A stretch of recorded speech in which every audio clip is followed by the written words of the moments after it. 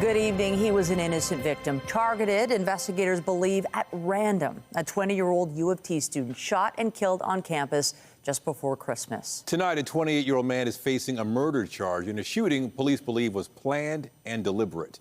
CTV's Beth McDonnell has the latest on this investigation. And Beth, investigators say they believe the accused came to campus with the intent to kill.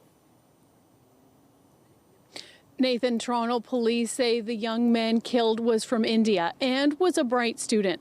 Officers have charged a man with first-degree murder, but they're still trying to find out why the student was shot. He just brought positivity to every group. He was such an amazing and chill person. He was very spiritual. Friends are still grappling with Shivank Avasti's violent death.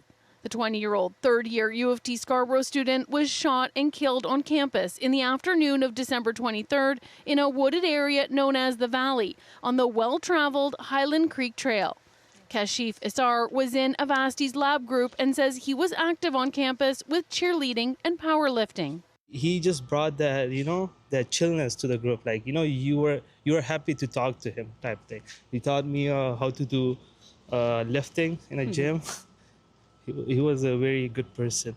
This was a deeply tragic case. 5 days after the shooting, Toronto police arrested 28-year-old Babatunde Afuape and charged him with first-degree murder. Officers say he was on parole for firearms offenses and allege he was on campus for an hour before he shot Avasti, caught on security camera footage. They say he came to kill someone but don't know why he may have chosen Avasti.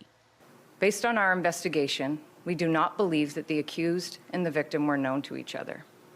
It is our belief that this was a planned and deliberate act by the accused, and we have not yet found a motive for why Shivank was targeted. Avasti's killing has rattled students and is raising safety concerns. This petition, signed by more than 1,600 people, calls for better lighting, additional cameras, and a more visible security presence. Shivank did not deserve this, and I hope he gets his justice and the school changes their safety rules. Israr says he's feeling anxious back at school and doesn't feel comfortable in the Valley anymore after losing his friend. I'll be missing that niceness, that chillness that he brought to the group. I'll be missing gym sessions with him, and I'll be missing the work we did in the lab. Meanwhile, police are trying to figure out if others had an interaction with Afuape on the trails or around campus buildings. Anyone who may have seen him is asked to come forward. Immediately after the shooting, the university put the campus into lockdown to ensure everyone's safety. Tonight, the university said in a statement that mental health supports are available and wanted to remind everyone there is a safe walk program available. It also says campus patrols have increased. Reporting live, I'm Beth McDonnell. Nathan, back to you. Thank you, Beth. Police have identified the man shot and killed last Sunday on a GO bus as Osemwengi Irorere. Investigators say the 46-year-old was from Nigeria. Now, they've also charged a 40-year-old man in the shooting. Tyrell Gibson was arrested inside the Yorkdale subway station around 7:15 Sunday night. A short time earlier, a man was seen running from the bus terminal after another man was shot inside a bus headed for Oshawa. The victim died at the scene. According to court documents viewed by CTV News, Gibson has a criminal history dating back nearly 2 decades and has faced nearly 24 charges.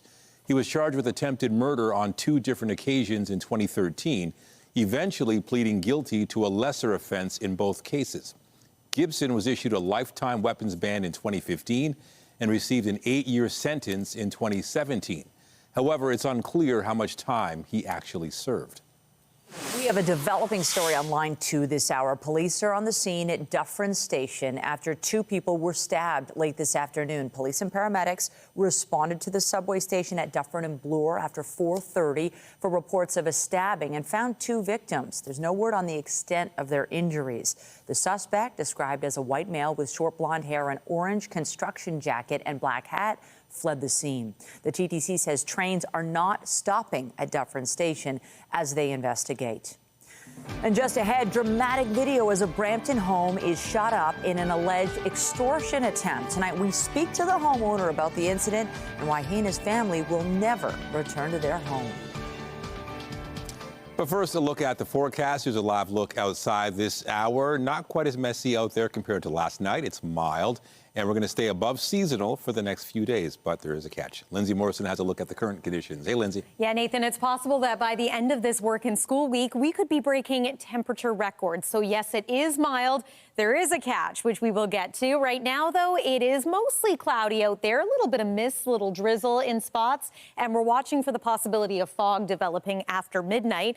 It is mild today, 2 degrees this hour at Pearson Airport. Temperature up around 5 degrees, though, in Windsor. We've got a light westerly wind tonight, not amounting to a whole lot. Overnight tonight, we stay above freezing. 1 is the forecast overnight low. Average overnight low this time of year is -9 degrees. Coming up, we'll talk about the possibility of double digits on Friday, but we've got rain and then some snow in the forecast over the weekend. Details are coming up. For now, though, Nathan, I'll send it back to you. Thank you, Lindsay. Still ahead, anger, unrest, and sharply different accounts. A volatile day in Minnesota where an ICE officer fatally shot a woman. The dramatic moments caught on camera and blunt words from local officials.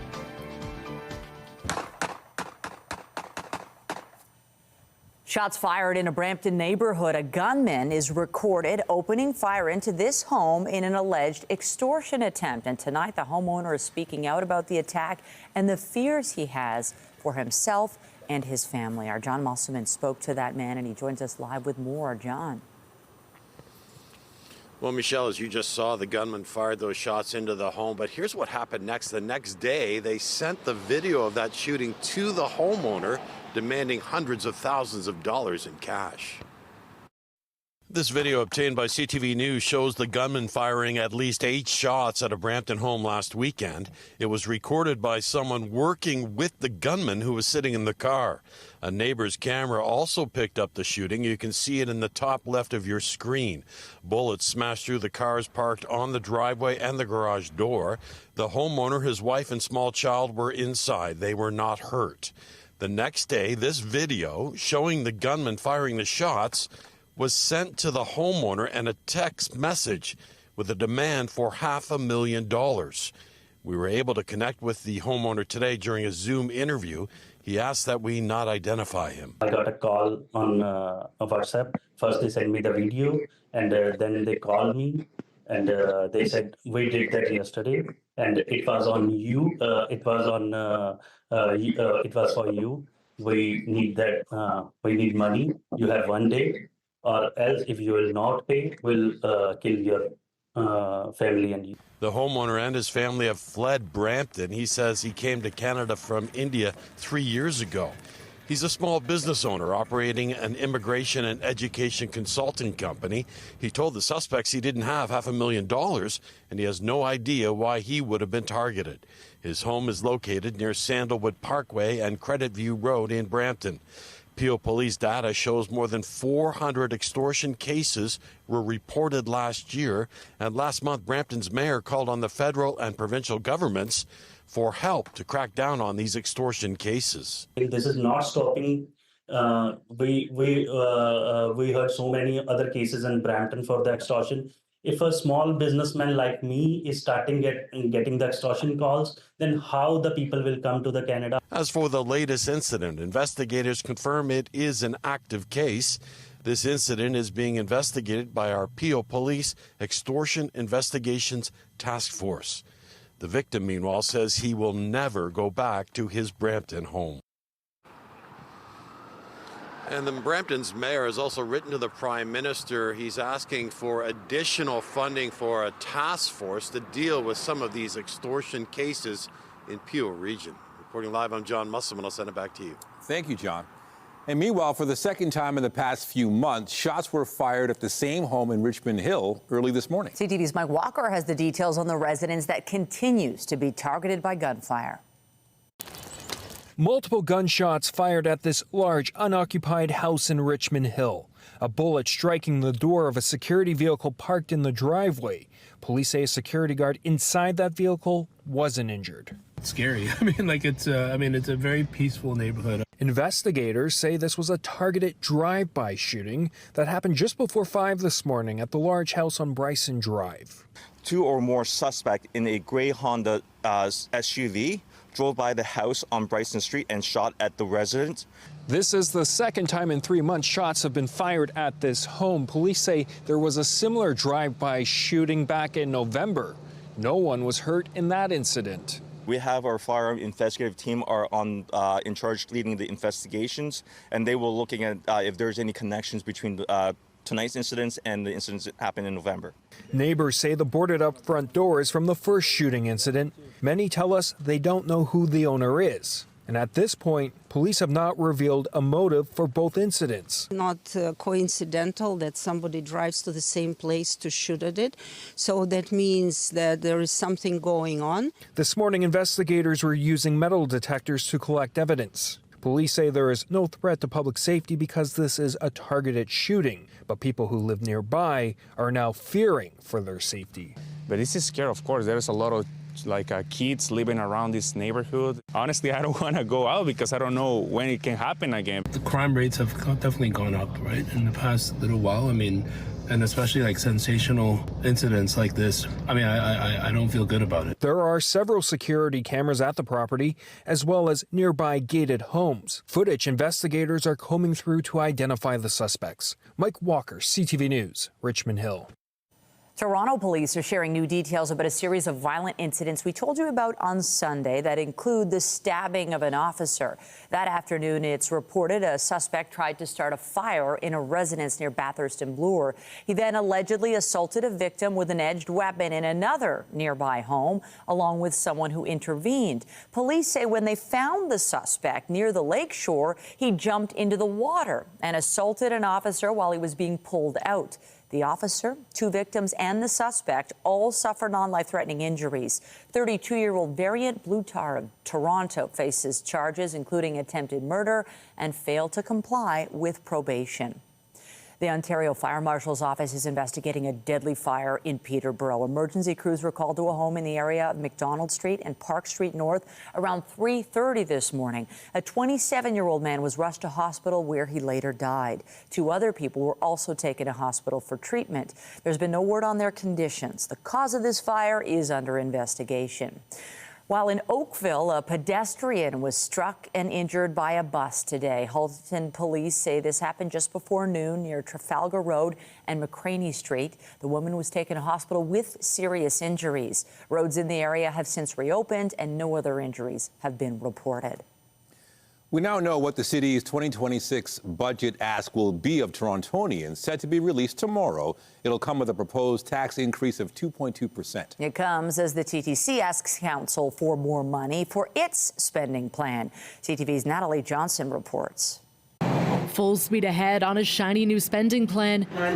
The TTC is going cap in hand to council. The amount of red ink that runs through the entire TTC budget is absolutely terrifying. This year's transit budget requests $1.48 billion from City Hall, a 6.8% increase over last year, and draws $35 million from rainy day reserves to fund programs designed to restore ridership to pre-pandemic levels. We also want a better understanding of how we can attract even more customers and actually understand why customers are not choosing the TTC. The plan to bring them back involves the 3rd consecutive fare freeze, boosted service levels, and a fare capping system that, starting in September, would ensure that frequent riders would not pay more than the cost of a monthly pass. We're setting up a plan in respect to work through what we need to deliver for 2026 to set out the longer-term strategy and what that would look like. The TTC's ask comes in the context of the city's bigger budget, which will be revealed tomorrow.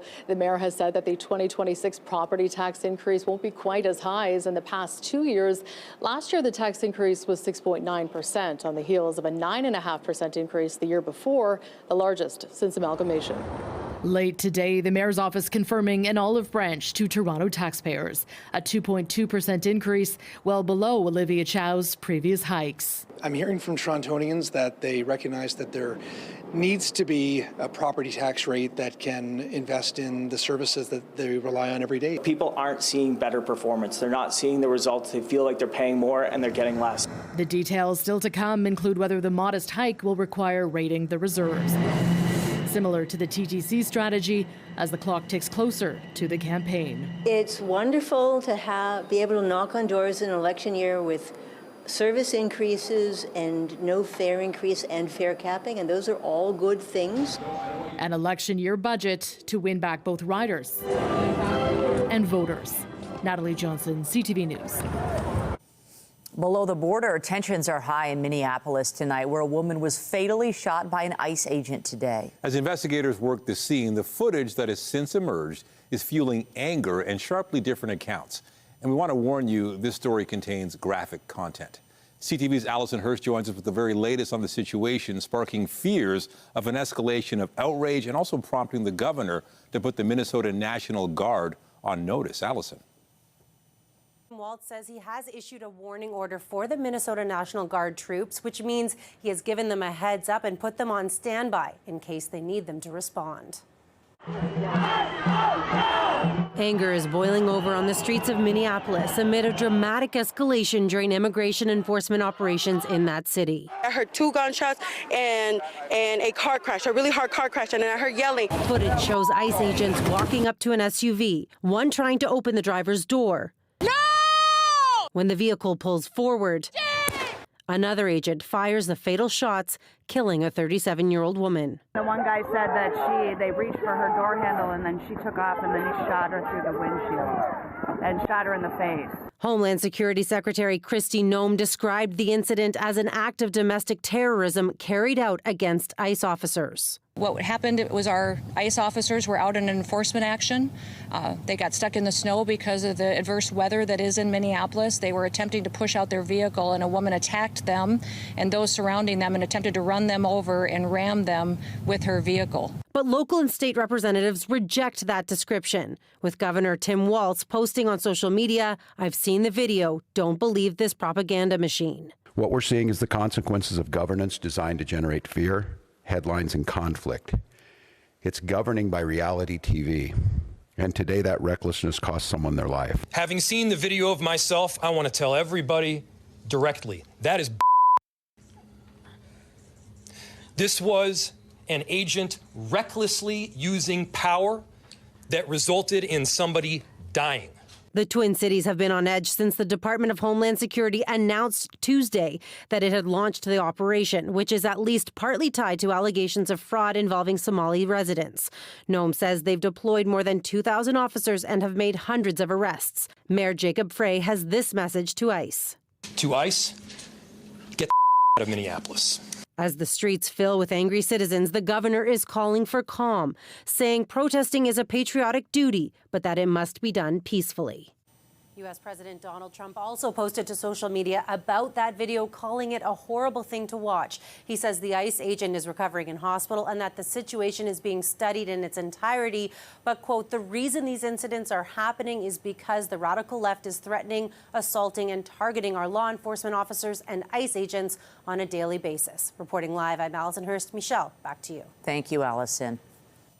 Prime Minister Mark Carney is heading to China next week as both countries look to ease trade tensions. CTV's Annie Bergeron Oliver looks at this important first visit by a Canadian Prime Minister in nearly 10 years. After years of tense relations, a change appears to be brewing as Prime Minister Mark Carney gets set to try and address thorny trade issues in Beijing with Chinese President Xi Jinping. No doubt there are going to be challenges and the two countries won't see eye to eye on everything, but there are some common and shared interests.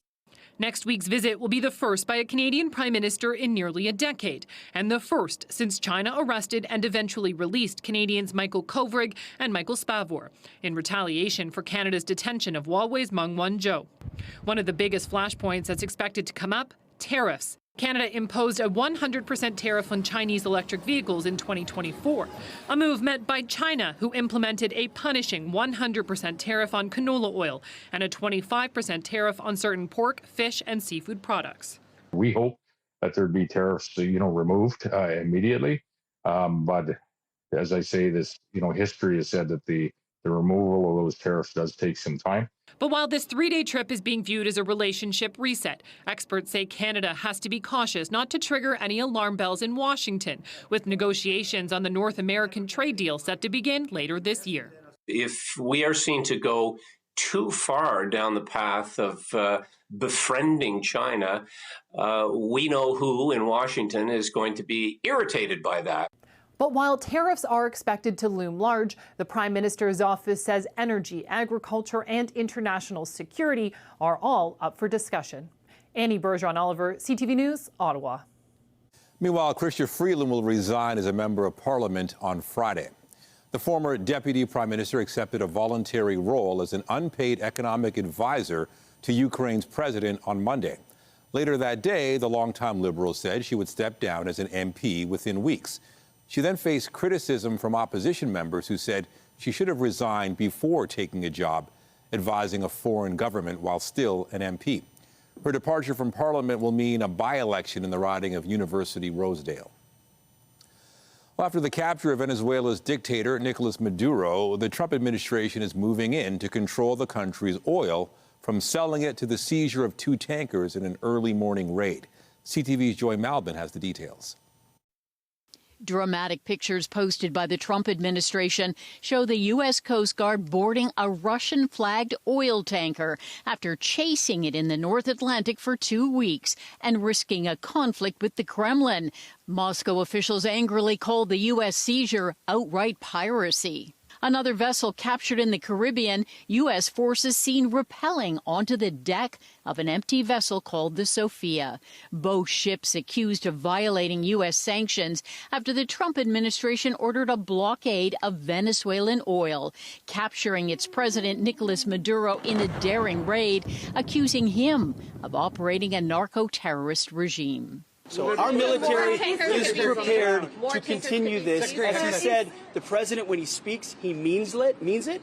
He's not messing around. It comes as President Donald Trump says he's in charge of Venezuela and will control its oil, posting the country will turn over 30 to 50 million barrels of oil to the U.S. The administration claims it has tremendous leverage to force the socialist government to become an ally. We're going to sell it in the marketplace at market rates, not at the discounts Venezuela was getting.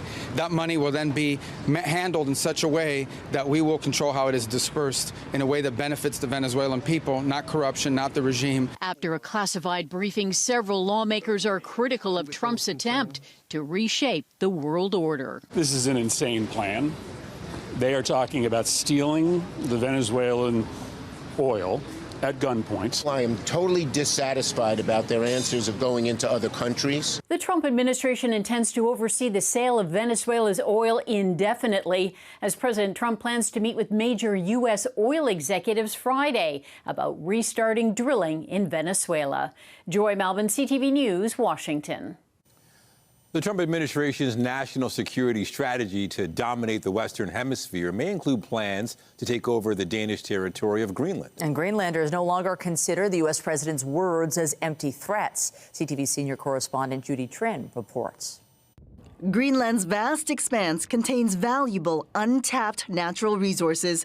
U.S. President Donald Trump covets the territory in the name of national security. He views it in the best interest of the United States to deter Russian and Chinese aggression in the Arctic region. And so that's why his team is currently talking about what a potential purchase would look like. The White House has not set a price. It prefers to acquire Greenland through diplomacy, but will not rule out using military force. Greenlanders like Inuit activist Aju Peter fear Trump will attack her birthplace, like he did in Venezuela. It startled me. Some time ago, I didn't take it seriously, but now seeing what the President of the United States can do, it's a real threat. The semi-autonomous Danish territory is home to 56,000 people, protected by NATO. If the Americans attack or try to annex Greenland, Denmark will have to invoke Article 5 in NATO that says that NATO countries have to come and help us against that attack. The Americans would, of course, veto that, and then NATO would be finished. Greenland shares a border with Canada on Hans Island in the Arctic Ocean. Now both have faced American threats of annexation.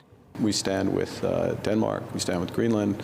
Our closest partnership is with the United States, and we'll work with everybody to make sure that we move forward together. The Prime Minister says Canadian forces can protect the Arctic from Russian and Chinese threats.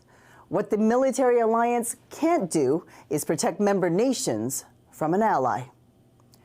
Judy Trin, CTV News, Ottawa. A number of areas of the UK and continental Europe are digging out after a wintry wallop. In Scotland, everyone except emergency workers were urged to stay off the roads as an extreme cold snap continued. Hundreds of drivers were trapped in their cars overnight into today, and remote areas were cut off. The snow and ice also shut down Glasgow and Edinburgh airports. France, Germany, and the Netherlands are among other countries affected by the weather that also canceled some train service and caused major slowdowns on the road. Millions of Orthodox Christians here in the GTA and around the world are celebrating Christmas today. In Georgia, people march in a traditional charity procession. Every year on Christmas Day, people walk through the city collecting donations for orphaned children. The event concludes with prayers at a cathedral. This dates back centuries when worshipers would collect donations for those in need. Now, processions were also held in other major cities across Georgia.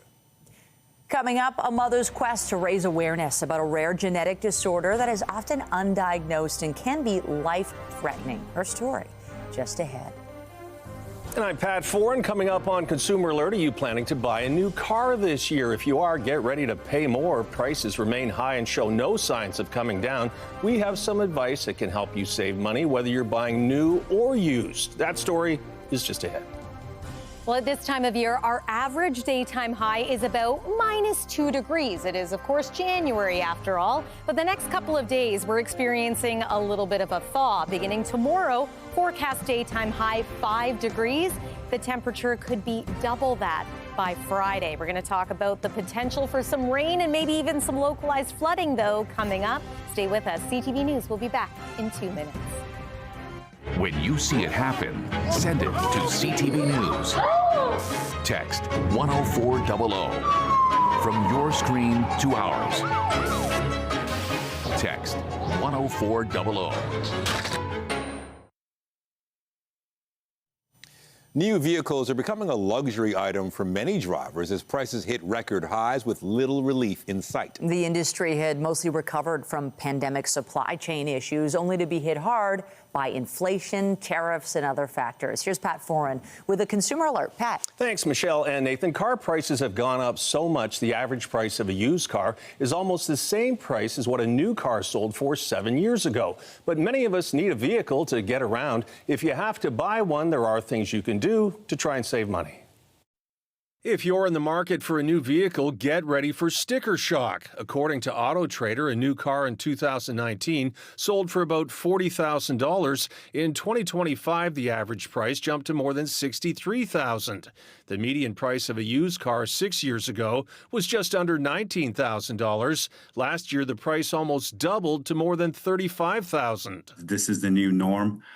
So if you have been thinking about, okay, it used to be $25,000, now they're mid-30s, I'm going to wait it out, I would not suggest that. If you're buying new, watch out for dealership add-ons. You could be pitched extras you may not want or need. Add-on products can add hundreds, even thousands of dollars to the price of the vehicle. So don't let a dealership pressure you into paying for them or tell you that they're mandatory. They're absolutely not. Leasing can make sense for some drivers, but before you lease, there are trade-offs to consider. Make sure you know what the mileage limits are, the fees that you could face at the end of that lease, and any sort of maintenance or repairs that you have to pay when you turn in the car at the end of the lease. When it comes to financing, if you're buying new, you may be able to get incentives such as reduced interest rates through the manufacturer. If buying used, it can pay off to check with your bank or credit union. Sometimes dealerships offer promotional financing, which can save you a lot of money. But at the very least, talking to the bank gives you a baseline that you can compare against what the dealer offers. And when it comes to those really long 84 or 96-month loans, think twice. The monthly payment may seem lower, but interest can drive the overall cost much higher. The rate you're paying off the vehicle is far too slow, and the vehicle is going to depreciate faster than the rate you're paying it off. Whether you're buying new or used or leasing, don't feel rushed into signing a contract. There is no cooling off period when purchasing a car. Take the time to know what you're agreeing to save you stress down the road. And when it comes to buying a vehicle, Car Help Canada recommends buying a hybrid. Most don't cost more than a gasoline model. They save you money on fuel and are generally very reliable and have a higher resale value. On your side, I'm Pat Foran. If you have a consumer story idea, email us at alert@ctv.ca. Well, it is mild and it is melty out there, but I think people will be reveling in the forecast for tomorrow because we just haven't seen the sun in a while. Yeah, that's true. So it's nice to get a little bit of sunshine, and also it's nice to be above seasonal. Yeah, tomorrow I think is going to be a pretty nice day to spend some time outside. We have some active weather in store for Friday and over the weekend. So yeah, tomorrow is your opportunity to get outside. It does look like it's going to be still a mostly cloudy day in the GTA, but some peaks of sun will take that. And in other parts of the province, there will actually be extended periods of sunshine. So we'll take that too. Here's a look at what it looked like a little earlier today. This is Earl Bales Ski and Snowboard right here in the city of Toronto. We've talked at length about the great start to the ski season in parts of ski country, but this is nice to see. The beginner hill and the main hills are now open to the public at this particular ski hill, which is in North York, and all weather permitting, it will be open right until about March 22nd. So great news for those hoping to get outside and embrace winter. Doesn't exactly feel like winter tonight. It is 2 degrees at Pearson Airport, is 5 this hour in Windsor, still below freezing in Ottawa at -2 degrees and quite cold in Northern Ontario once again. But tonight we remain above seasonal. 1 degree. On the plus side is our forecast overnight low here in Toronto. Average low this time of year is -9. Expect mostly cloudy skies and a bit of fog developing, especially as we move past midnight. Waking up tomorrow morning, that fog will be there. It burns off. And then again, a mostly cloudy day, but some varying amounts of sun.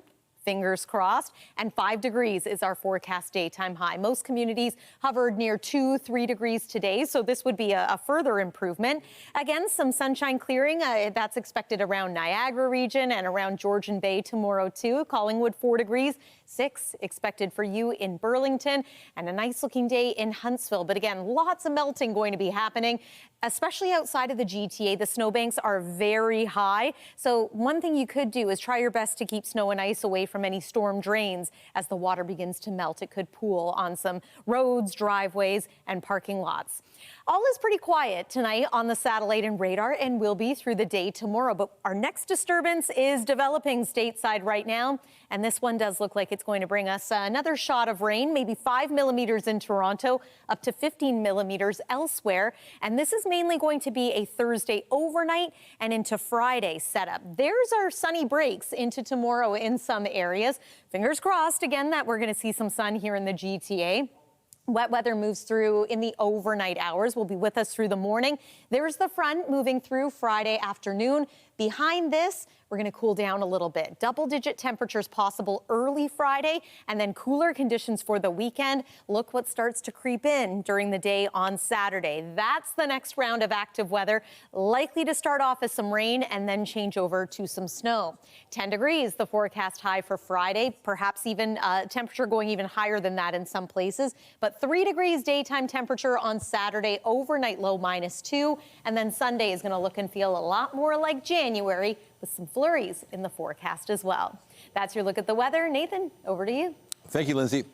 Also tonight, cheaper generic versions of weight loss drugs Ozempic and Wegovy could be on pharmacy shelves in a few months. We explain.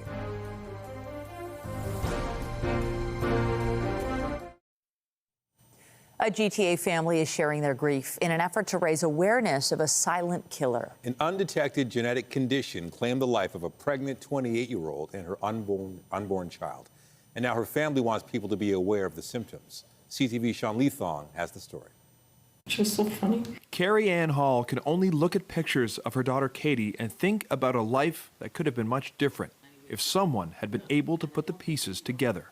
It's the first thing I think of when I wake up, and it's the last thing I think of when I go to bed. And if there's any parents out there who've lost a child, they'll know exactly how I feel.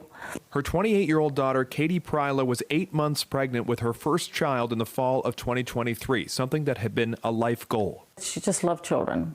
At any kind of parties or anything, Katie would always be with the little kids. Having been married for a couple of years, the pregnancy seemed to be going smoothly, but in an instant, it was all gone. Katie suddenly died, the unborn child dying with her.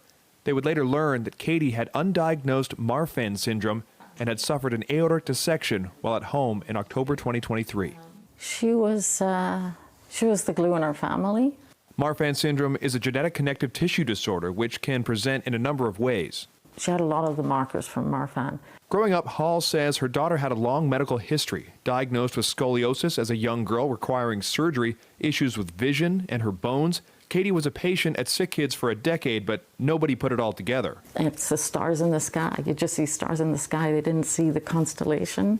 Now, Carrie Ann is trying to raise awareness with the help of a local politician. No one recognized the larger pattern that could have pointed to Marfan sooner. Burlington MP Karina Gold rising in the House to share this story and creating a petition through the House of Commons. I don't want another mother, grandmother, family to go through that again. The goal is to change the protocol for Marfan testing with national screening guidelines, education programs for physicians, requiring genetic screening protocols for IVF patients, and public education initiatives, and hope that in the future, someone like Katie and her child will not be lost. Sean Leathong, CTV News. Novo Nordisk Canada is considering competing with generic versions of its Ozempic and Wegovy drugs by introducing lower-priced medication. Health Canada is now considering applications from the original producer and 9 other drug companies to make generic versions of the active ingredient in those diabetes and weight loss treatments. A spokesperson for the agency says Novo Nordisk's submissions are the same as their name brand versions, except for how they're labeled and packaged. This follows the expiration of a patent that had kept the drugs as exclusive to Novo Nordisk. Health Canada agency says evaluating the drug is a complex process because its products were developed using biological processes, while the generic versions are made using chemical means. The board at Warner Brothers Discovery has again rejected a hostile takeover bid by Paramount Skydance, saying the $108 billion U.S. offer amounts to a risky leveraged buyout that investors should reject. The board says Paramount's financing plan would saddle the company with $87 billion in debt once the acquisition closed, making it the largest leveraged buyout in history. Both Paramount and Netflix have been pursuing deals to acquire Warner Brothers Discovery, with the board's decision meaning a deal with Netflix remains on track. Analysts say despite the Netflix offer having a lower headline value, it presents a clearer financing structure and fewer risks than the Paramount bid. This comes as an industry group representing movie theaters in the U.S. and Canada warns it's concerned any takeover of Warner Brothers Discovery will mean fewer theatrical releases and too much power in one studio's hands. Just days before the Golden Globes are handed out, we now know the nominees for this year's Actor Awards, formerly known as the SAG Awards. Maybe you should have studied the rebellion text a little harder. I need to find my daughter. Well, then call us back when you have. Paul Thomas Anderson's One Battle After Another secured 7 nominations on the film side, the most in the award's history. It's up for the top prize, Best Ensemble, against Sinners, Marty Supreme, Frankenstein, and Hamnet. The Actor Awards are considered a strong predictor of who'll be up for an Oscar. TV nominations were led by Apple's The Studio, including nods for Canada's Seth Rogen and Catherine O'Hara. The awards will be handed out March 1st. After the break, the Raptors hope to keep the ball rolling tonight in Charlotte, looking for a 3rd straight win. Sports is next.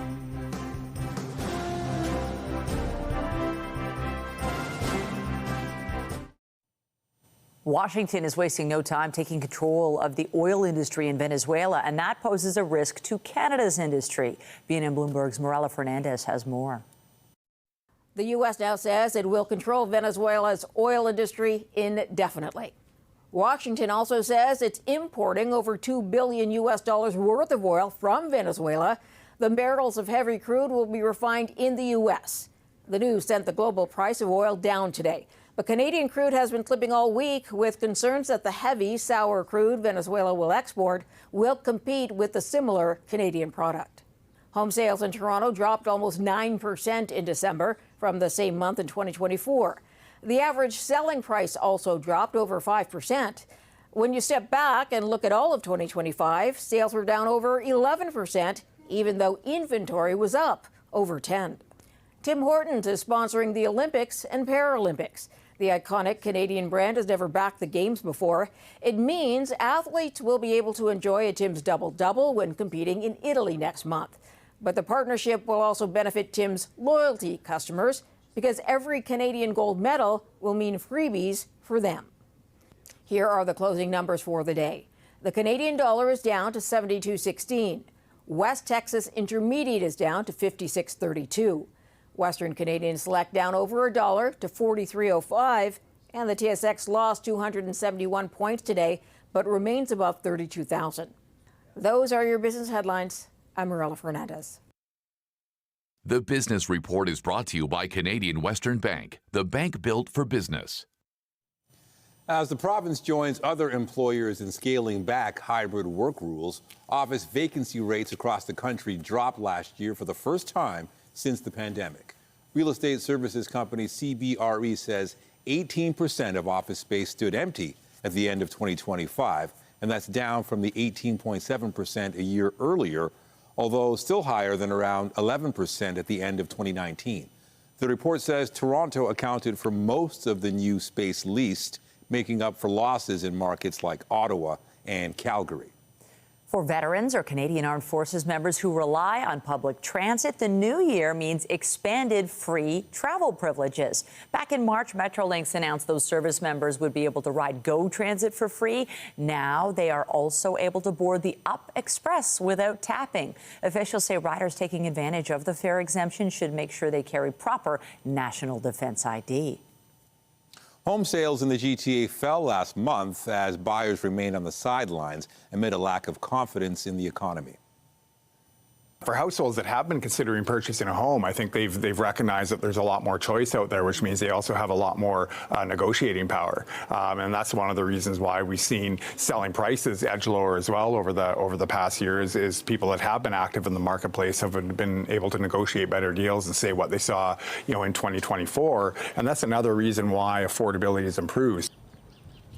The Toronto Regional Real Estate Board says nearly 3,700 homes changed hands in December, and that's down 9% compared to the same time last year.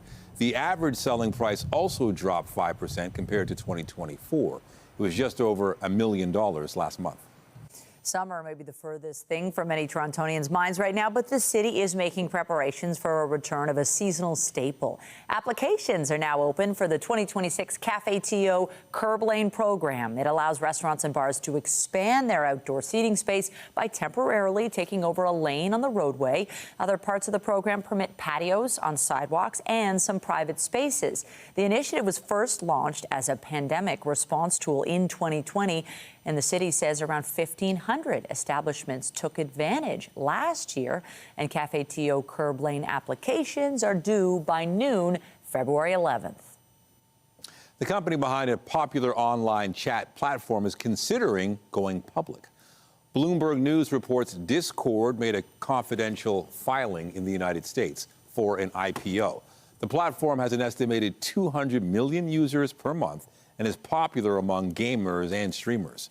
Bloomberg's report cited people familiar with the matter, saying deliberations are ongoing and the IPO listing may not go ahead.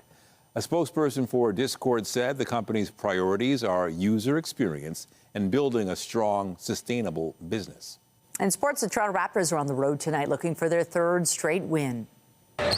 Here's Ingram spinning around, creating all net. Toronto beat the Hawks on Monday, its second win against Atlanta in back-to-back games at Scotiabank Arena. Tonight, the Raptors take on the Hornets, who have only 13 victories this season, but Charlotte had a 27-point win over the powerhouse Oklahoma City Thunder on Monday. To hockey, you can call it a mammoth win for the NHL's newest team. Utah's getting an outdoor game. It's what the people need. It's going to be exciting. So let's give it to them. Utah will host Colorado for next season's Winter Classic. It'll be played in Salt Lake City. Now, the date has not been announced, but the Mammoth will draw its largest crowd ever at a venue that seats more than 54,000 for college football at the University of Utah. When the puck drops, all 32 NHL franchises will have played in an outdoor game. Get Toronto's top stories, breaking news alerts, and watch live. Download the CTV News app. Well, we are above the freezing mark. It is mild, and it is about to get even milder, Lindsay. Yeah, so we remain overnight tonight, temperature above freezing. Watch for a little bit of fog developing early into the overnight hours and then tomorrow morning. It burns off. It's looking like a nice day tomorrow. Here's one more look at the satellite and radar. All is pretty quiet tonight, but let's talk about the next few days here. So 10 degrees on Friday. We do, however, have some rain in the forecast that day. Then we're going to cool down for the weekend. 3 degrees daytime Saturday with some rain expected, and then a changeover to snow as that temperature cools. And then by Sunday, we're into flurries. Temperatures more normal for this time of year. Early next week, though, we're back above the freezing mark again, just not quite as dramatically so. Michelle and Nathan. Thank you, Lindsay. Omar Sachedina is on deck tonight at 11 for CTV National News, followed by Raheem Ladani with our next local newscast at 11:30. Meantime, our coverage continues anytime on CP24 and at ctvnewstoronto.ca. For Lindsay Morrison and the whole team here at CTV News, thanks for watching and have a great night.